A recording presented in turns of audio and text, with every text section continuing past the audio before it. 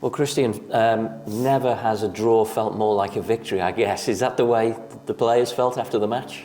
Yeah, it did, to be fair. Like, obviously being 3-0 down at half-time, to come back and get anything from the game was a big positive, and it did feel like a win at the end, because when you looked at their plays, they were all on the floor, like they'd lost the game. So, yeah, it was a good comeback, but the first half just wasn't good enough, was it? Well, I was going to say, do you sweep that under the carpet, or do you have to look at it?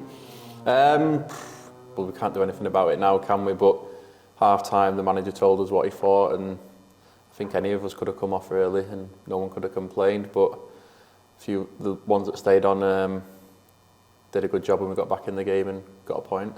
Well, you certainly did, and 3 wonder goals as well, 2 from 𝗬𝗢𝗨𝗥 and 1 from yourself. Tell us about your goal. Where does it rank in the Kristian Dennis scrapbook? Yeah, it was decent, wasn't it, to be fair. I seen 𝗬𝗢𝗨𝗥 get in it, I thought I'll just back him up, because he had his back to goal, so luckily he laid it off to me. I thought I'd take a touch and hit it, and thankfully it flew in, which I was buzzing with, and then we had 11-12 minutes added on, thought we've got a chance here, and thankfully we got one.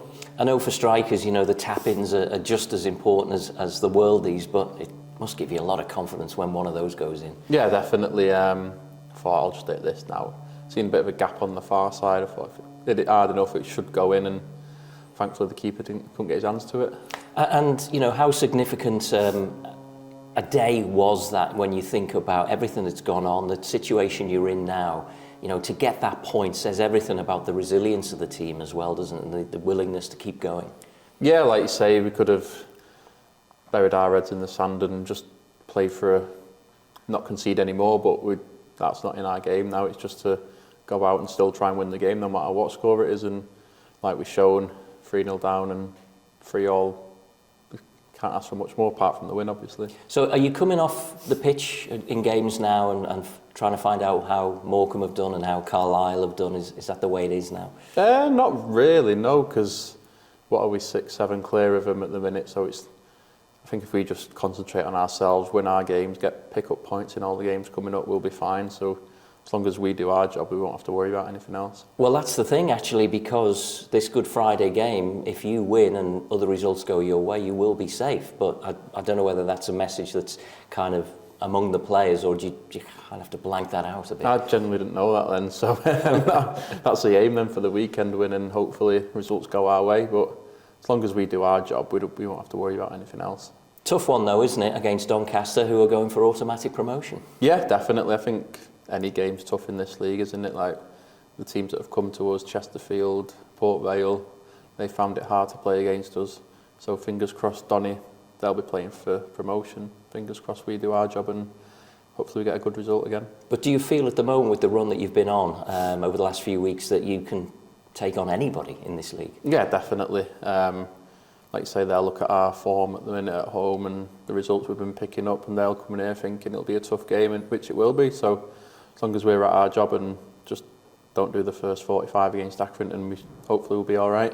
And it's a busy old time for footballers over Easter, isn't it? Because you've got the game against Doncaster and then quickly back in action at Barrow as well. Is that the way you like it when the games are like that? Yeah, definitely. Rather it Saturday, Tuesday every week, but obviously it's Friday, Monday, isn't it? But yeah, more games are better. It's less training time, isn't it? And more of the stuff that really matters on the pitch. So overall, there's a real mood of positivity among the squad at the moment. There's been some good news. Cameron has had a baby, and there's all kinds of good vibes around the place at the moment. Is that sort of rubbing off on everyone, if you like? Yeah, I think it's been like that for a good few weeks now. Everyone's come in loving it. Like the weather's helped, hasn't it? The past week or so, everyone's in a good mood, and yeah, we just got to continue the form that we've been showing and just pick up a few more results and do the job. And I know the crowd will be right behind you as well. It's a home game at Prenton Park. It's a 3 o'clock kick-off. Everything's there for you, isn't it? It's all in front of you. Yeah, like it's literally up to us now to do. Our managers give us his thoughts on the game, what we need to do, and hopefully we'll execute that and get a good result. Score another worldie. Fingers crossed. Good luck, thank you. Cheers. Thanks, Ian. We've got Jamie on the call as well. Jamie, would you like to ask any questions? Yeah, I Kristian, yeah, right.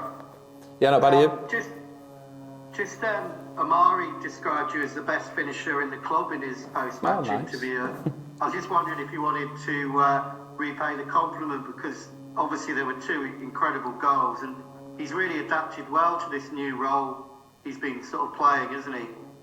Oh yeah, like if you give the ball to Amari one-on-one, I don't think anyone can live with him in this league.